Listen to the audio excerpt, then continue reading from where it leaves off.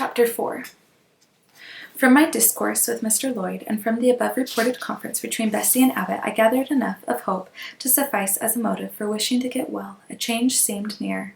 I desired and awaited it in silence. It tarried, however. Days and weeks passed. I had regained my normal state of health, but no new allusion was made to the subject over which I brooded. Mrs. Reed surveyed me at times with a severe eye, but seldom addressed me. Since my illness she had drawn a more marked line of separation than ever between me and her own children, appointed me a small closet to sleep in by myself, condemning me to take my meals alone and pass all my time in the nursery, while my cousins were constantly in the drawing-room. Not a hint, however, did she drop about sending me to school. Still, I felt an instinctive certainty that she would not long endure me under the same roof with her, for her glance, now more than ever, when turned on me, expressed an insuperable and rooted aversion. Eliza and Georgiana, evidently acting according to orders, spoke to me as little as possible. John thrust his tongue in his cheek whenever he saw me, and once attempted chastisement, but as I instantly turned against him, roused by the same sentiment of deep ire and desperate revolt which had stirred my corruption before, he thought it better to desist, and ran from me, uttering execrations and vowing I had burst his nose. I had indeed levelled at that prominent feature as hard a blow as my knuckles could inflict, and when I saw that either that or my look daunted him, I had the greatest inclination to follow up my advantage to purpose. But he was already with his mamma. I heard him in a blubbering tone commence the tale of how that nasty Jane Eyre had flown at him like a mad cat. He was stopped rather harshly. "Don't talk to me about her, John. I told you not to go near her. She is not worthy of notice. I do not choose that either you or your sisters should associate with her."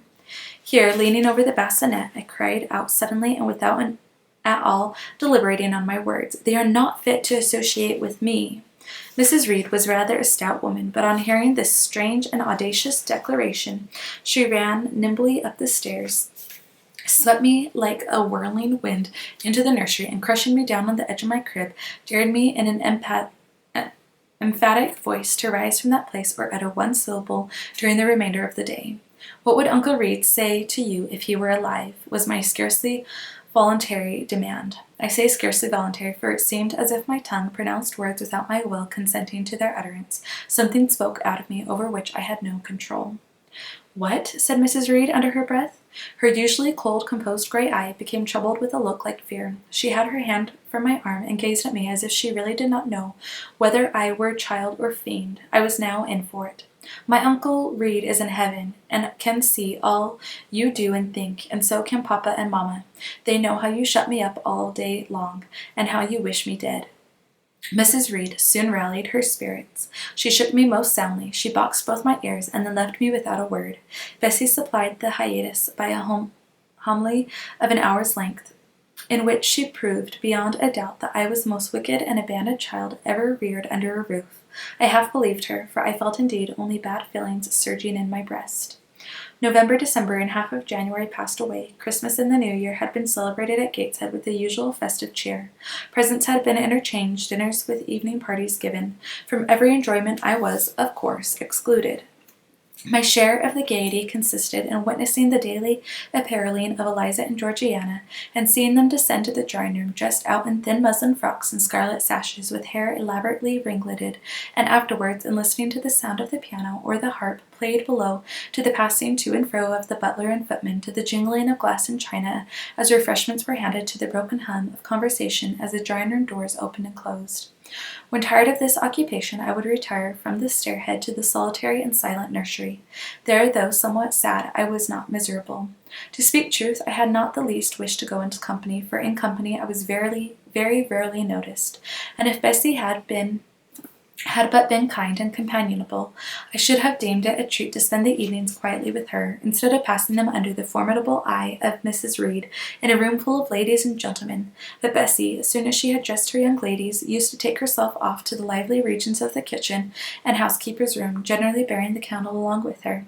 I then sat with my doll on my knee till the fire got low, glancing round occasionally to make sure that nothing worse than myself haunted this shadowy room, and when the embers sunk to a dull red, I undressed hastily, tugging at knots and strings as I best might, and sought shelter from cold and darkness in my crib.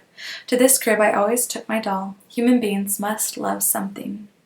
and in the dearth of worthier objects of affection, I contrived to find a pleasure in loving and cherishing a faded graven image, shabby as a miniature scarecrow. It puzzles me now to remember with what absurd sincerity I doted on this wooden toy, half fancying it alive and capable of sensation.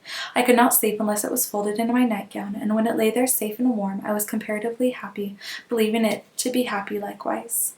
Long did the hours seem while I waited the departure of the company and listened for the sound of Bessie's step on the stairs. Sometimes she would come up in the interval to seek her thimble or her scissors, or perhaps to bring me something by way of supper, a bun or a cheesecake. Then she would sit on the bed while I ate it, and when I had finished she would tuck the clothes round me, and twice she kissed me and said, "Good night, Miss Jane."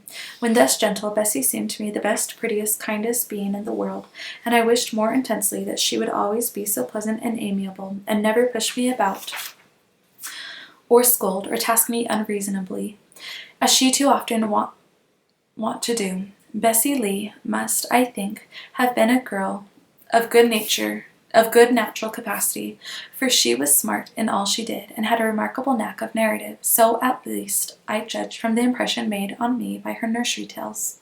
She was pretty too, if my recollections of her face in person are correct. I remember her as a slim young woman, with black hair, dark eyes, very nice features, and good, clear complexion, but she had a capricious and hasty temper, and indifferent ideas of principle or justice. Still, such as she was, I preferred her to anyone else at Gateshead Hall. It was the 15th of January, about 9 o'clock in the morning. Bessie was gone down to breakfast. My cousins had not yet been summoned to their mamma. Eliza was putting on her bonnet and warm garden coat to go and feed her poultry, an occupation of which she was fond, and not less so of selling the eggs to the housekeeper and hoarding up the money she thus obtained. She had a turn for traffic and a marked propensity for saving, shown not only in the vending of eggs and chickens, but also in driving hard bargains with the gardener about flower roots, seeds, and slips of plants, that functionary having orders from Mrs. Reed to buy of his young lady all the products of her parterre she wished to sell. And Eliza would have sold the hair off her head if she could have made a handsome profit thereby.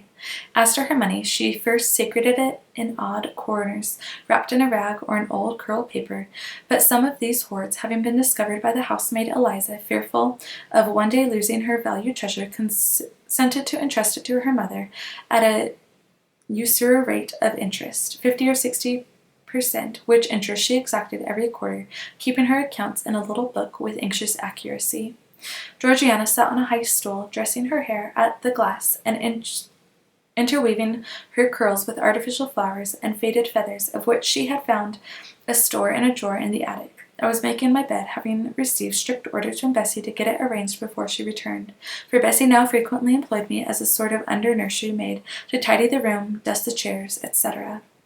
Having spread the quilt and folded my nightdress, I went to the window seat to put in order some picture books and dolls' house furniture scattered there. An abrupt command from Georgiana to let her playthings alone, for the tiny chairs and mirrors, the fairy plates and cups were her property, stopped my proceedings, and then, for lack of other occupation, I fell to breathing on the frost flowers with which the window was fretted, and thus clearing a space in the glass through which I might look out on the grounds, where all was still and petrified under the influence of a hard frost. From this window were visible the porter's lodge and the carriage road, and just as I had dissolved so much of the silver-white foliage veiling the panes as left room to look out, I saw the gates thrown open and a carriage roll through. I watched it ascending the drive with indifference. Carriages often came to Gateshead, but none ever brought visitors in whom I was interested. It stopped in front of the house.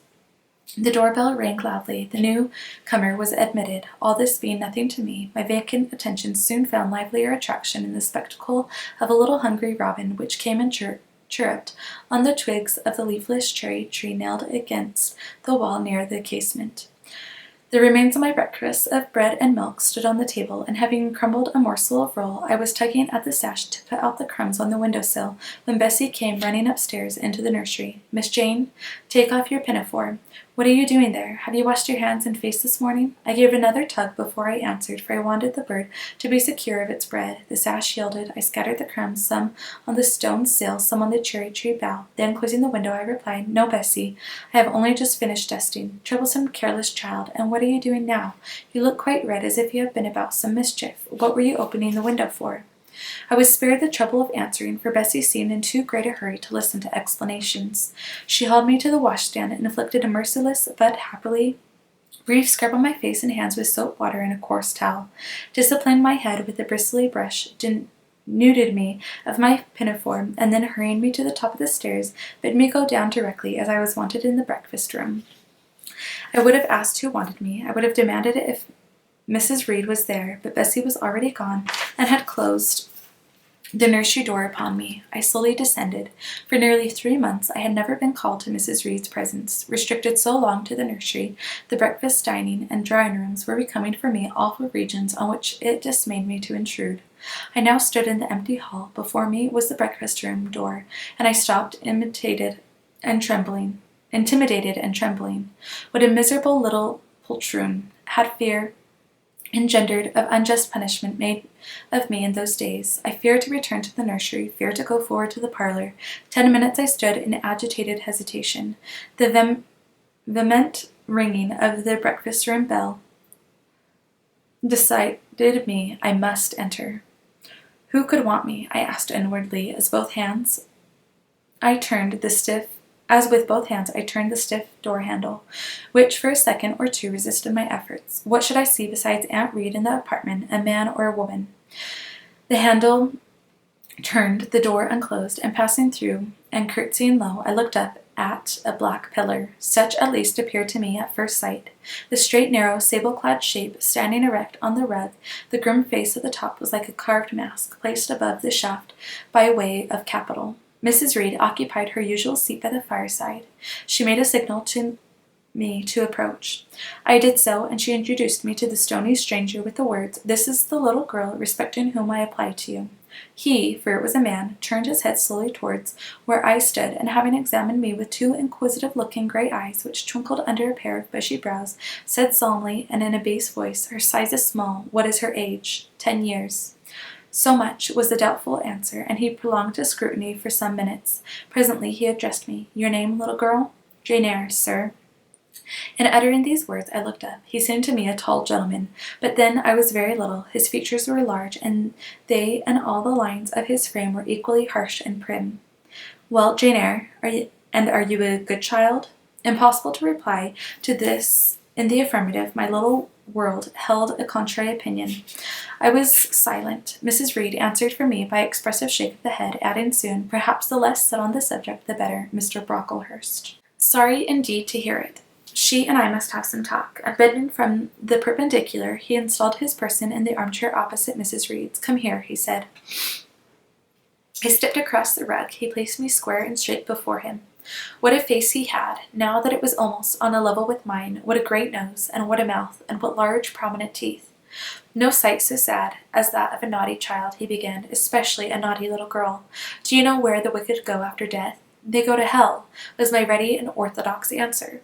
"And what is hell? Can you tell me that?" "A pit full of fire." "And should you like to fall into that pit, and to be burning there forever?" "No, sir." "What must you do to avoid it?" I deliberated a moment. My answer, when it did come, was objectionable. "I must keep in good health and not die." "And how can you keep in good health? Children younger than you die daily. I buried a little child of 5 years old only a day or 2 since, a good little child, whose soul is now in heaven. It is to be feared the same could not be said of you, were you to be called hence." Not being in a condition to remove his doubt, I only cast my eyes down on the 2 large feet planted on the rug, and sighed, wishing myself far enough away. I hope that sigh is from the heart, and that you repent of ever having been the occasion of discomfort to your excellent benefactress. "Benefactress? Benefactress?" said I inwardly. "They call Mrs. Reed my benefactress? If so, a benefactress is a disagreeable thing." "Do you say your prayers night and morning?" continued my interrogator. "Yes, sir." "Do you read your Bible?" "Sometimes." "With pleasure? Are you fond of it?" "I like Revelations and the book of Daniel and Genesis and Samuel, and a little bit of Exodus, and some parts of Kings and Chronicles and Job and Jonah. And the Psalms, I hope you like them. No, sir. No? Oh, shocking. I have a little boy younger than you who knows 6 psalms by heart, and when you ask him which he would rather have, a gingerbread nut to eat or a verse of psalm to learn, he says, "Oh, the verse of psalm. Angels sing psalms," says he. "I wish to be a little angel here below." He then gets 2 nuts in recompense for his infant piety. "Psalms are not interesting," I remarked. "That proves you have a wicked heart, and you must pray to God to change it, to give you a new and clean one, to take away your heart of stone and give you a heart of flesh." I was about to propound a question touching the manner in which that operation of changing my heart was to be performed, when Mrs. Reed interposed, telling me to sit down. She then proceeded to carry on the conversation herself. "Mr. Brocklehurst, I believe I intimated in the letter which I wrote to you 3 weeks ago that this little girl has not quite the character and disposition I could wish. Should you admit her into Lowood School, I should be glad of the superintendent and the teachers if the superintendent and the teachers were requested to keep a strict eye on her, and, above all, to guard against her worst fault, a tendency to deceit. I mentioned this in your hearing, Jane, that you may not attempt to impose on Mr. Brocklehurst." While I might dislike Mrs. Reed, for it was her nature to wound me cruelly, never was I happy in her presence. However carefully I obeyed, however strenuously I strove to please her, my efforts were still repulsed and repaid by such sentences as the above. Now uttered before a stranger, the accusation cut me to the heart. I dimly perceived that she was already obliterating hope from the new phase of existence which she destined me to enter. I felt, though I could not have expressed the feelings, that she was sowing aversion and unkindness along my future path. I saw myself transformed under Mr. Brocklehurst's eye into an artful, noxious child, and what could I do to remedy the injury? Nothing indeed, thought I, as I struggled to repress a sob and hastily wiped away some tears, the impotent evidences of my anguish. "Deceit is indeed a sad fault in a child," said Mr. Brocklehurst. "It is akin to falsehood, and all liars will have their portion in the lake burning with fire and brimstone. She shall, however, be watched, Mrs. Reed. I will speak to Miss Temple and the teachers." "I should wish her to be brought up in a manner suiting her prospects," continued my benefactress, "to be made useful, to be kept humble. As for vacations, she will, with your permission, spend them away always at Lowood." "Your decisions are perfectly judicious, madam," returned Mr. Brocklehurst. "Humility is a Christian grace, and one peculiarly appropriate to the pupils at Lowood. I therefore direct that especial care shall be bestowed on its cultivation amongst them. I have studied how best to mortify in them the worldly sentiment of pride, and only the other day I had a pleasing proof of my success. My second daughter, Augusta, went with her mamma to visit the school, and on her return she exclaimed, "Oh dear, papa, how quiet and plain all the girls at Lowood look, with their hair combed behind their ears and their long pinafores, and those little holland pockets outside their frocks. They are almost all like the poor people's children." And said she, "They looked at my dress and mamma's as if they had never seen a silk gown before." "This is the state of things I quite approve," returned Mrs. Reed. "Had I sought all England over, I could scarcely have found a system more exactly fitting a child like Jane Eyre. Consistency, my dear Mr. Brocklehurst, I advocate consistency in all things." "Consistency, madam, is the first of Christian duties, and it has been observed in every arrangement connected with the establishment of Lowood. Plain fare, simple attire, unsophisticated accommodations, hearty and active habits, such is the order of the day in the house and its inhabitants." "Quite right, sir. I may then depend upon this child being received as a pupil at Lowood, and there being trained in conformity to her position and prospects." "Madam, you may. She shall be placed in that nursery of chosen plants, and I trust she will show herself grateful for the inestimable privilege of her election. I will send her then as soon as possible, Mr. Brocklehurst, for I assure you I feel anxious to be relieved of a responsibility that was becoming too irksome." No doubt, madam. And now I wish you good morning. I shall return to Brocklehurst Hall in the course of a week or 2. My good friend, the Archdeacon, will not permit me to leave him sooner. I shall send Miss Temple notice that she is to expect a new girl, so that there will be no difficulty about receiving her. Goodbye." Goodbye, Mr. Brocklehurst. Remember me to Mr. and Miss Brocklehurst, and to Augusta and Theodore, and Master Broughton Brocklehurst. I will, madam. Little girl, here is a book entitled The Child's Guide. Read it with prayer, especially that part containing an account of the awful sudden death of Martha G., a naughty child addicted to falsehood and deceit. With these words, Mr. Brocklehurst put into my hand a thin pamphlet sewn in a cover, and having rung for his carriage, he departed. Mrs. Reed and I were left alone. Some minutes passed in silence. She was sewing. I was watching her. Mrs. Reed might be, at that time, some 6 or 37.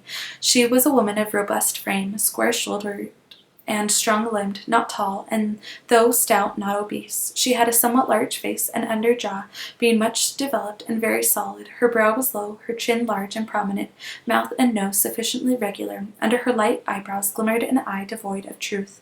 Her skin was dark and opaque, and her hair nearly flaxen. Her constitution was sound as a bell. Illness never came near her. She was an exact, clever manager.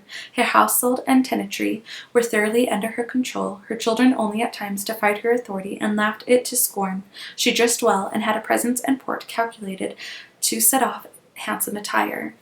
Sitting on a low stool a few yards from her armchair, I examined her figure. I perused her features. In my hand I held the tract containing the sudden death of the liar, to which narrative my attention had been pointed as an appropriate warning.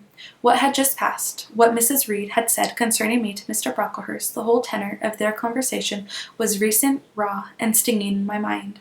I had felt every word as acutely as I had heard it plainly, and a passion of resentment fermented now within me. Mrs. Reed looked up from her work. Her eyes settled on mine. Her fingers at the same time suspended their nimble movements. Go out of the room, return to the nursery, was her mandate. My look or something else must have struck her as offensive, for she spoke with extreme, though suppressed irritation. I got up. I went to the door. I came back again. I walked to the window across the room, then close up to her. Speak I must. I had been trodden on severely, and must turn. But how? What strength had I to dart retaliation at my antagonist? I gathered my energies and launched them in this blunt sentence. I am not deceitful. If I were, I should say I loved you. But I declare I do not love you.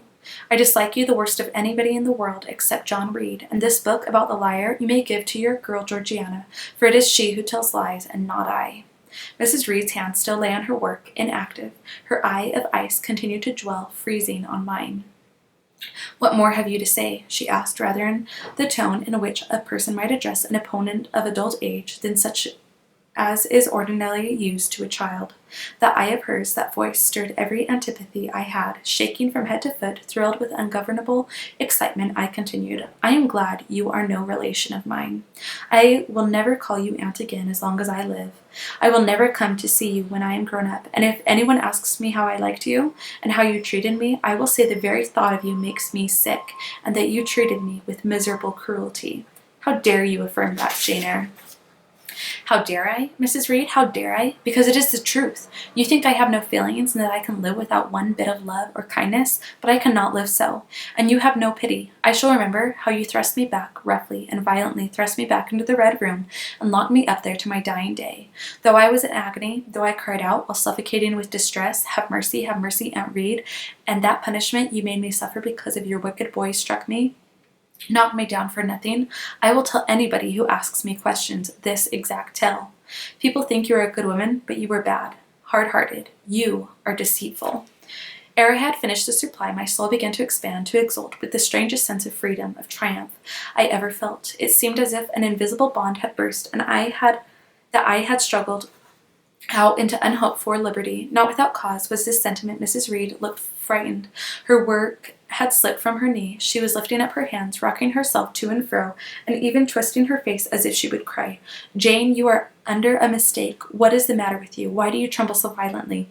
Would you like to drink some water? No, Mrs. Reed. Is there anything else you wish for, Jane? I assure you I desire to be your friend. Not you. You told Mr. Brocklehurst I had a bad character, a deceitful disposition, and I'll let everybody at Lowood know what you are and what you have done. Jane, you don't understand these things. Children must be corrected for their faults. Deceit is not my fault, I cried out in a savage high voice. But you are passionate, Jane, that you must allow. And now return to the nursery. There's a dear, and lie down a little. I am not your dear. I cannot lie down. Send me to school soon, Mrs. Reed, for I hate to live here. I will indeed send her to school soon, murmured Mrs. Reed, sotto voice. and gathering up her work, she abruptly quitted the apartment. I was left there alone, winner of the field. It was the hardest battle I had fought, and the first victory I had gained. I stood a while on the rug where Mr. Brocklehurst had stood, and I enjoyed my conqueror's solitude. First I smiled to myself and felt elate, but this fierce pleasure subsided in me as fast as did the accelerated throb of my pulses. A child cannot quarrel with its elders, as I had done, cannot give its furious feelings uncontrolled play, as I had given mine, without experiencing afterward the pang of remorse and the chill of reaction. A ridge of lighted heath, alive, glancing, devouring, would have been a meet emblem of my mind when I accused and menaced Mrs. Reed. The same ridge, black and blasted after the flames are dead, would have represented as meetly my subsequent condition, when half an hour's silence and reflection had shown me the madness of my conduct and the dreariness of my hated and hating position.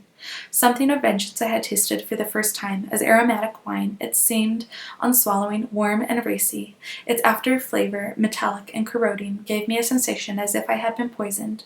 Willingly would I now have gone and asked Mrs. Reed pardon, but I knew, partly from experience and partly from instinct, that was the way to make her repulse me with double scorn, thereby re-exciting every turbulent impulse of my nature. I would fain exercise some better faculty than that of fierce speaking, fain find nourishment for some less fiendish feeling than that of sombre indignation. I took a book, some Arabian Tales. I sat down and endeavored to read. I could make no sense of the subject. My own thoughts swam always between me and the page I had usually found fascinating. I opened a glass door in the breakfast room.